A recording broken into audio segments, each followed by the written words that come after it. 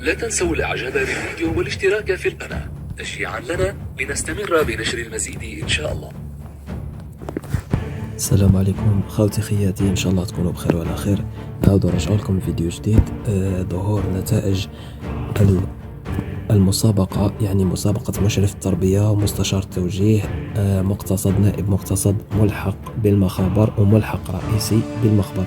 ظهور النتائج قبل يعني ربع ساعة، يعني على يمكن على الساعة 5:30 مساء يوم الخميس 28 نوفمبر 2024. والآن هذه هي الطريقة اللي راح نشوفوا بها النتائج تاعنا. ندخلوا الموقع جوجل كما راكم تشوفوا، نكتبوا كونكور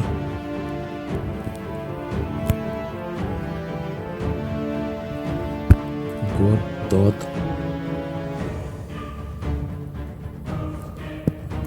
اونيك دوت دي زاد 2024. يطلع قدامكم هذايا، كليكيو عليه يطلع لكم اول نتيجة واللي هي نتائج مسابقة وزارة التربية.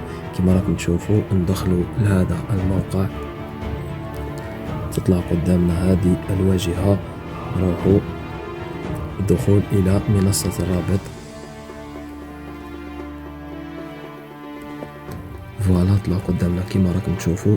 نطلعوا لأسفل الشاشة الدخول إلى حسابي، نكليكيو على الدخول إلى حسابي. تخرج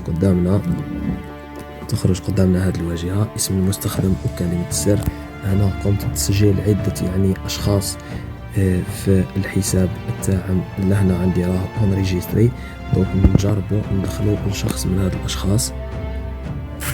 فوالا تخرج قدامنا هذه الواجهة، نختاروا شخص من هاد الأشخاص اللي قمت بالتسجيل تاعهم انايا. ندخل مثلا كيما هاك، نلقاو النتيجة النهائية. كما راكم تشوفوا هذا كان غائب عن الامتحان، خرجت له النتيجة النهائية تاعو غائب كما راكم تشوفوا.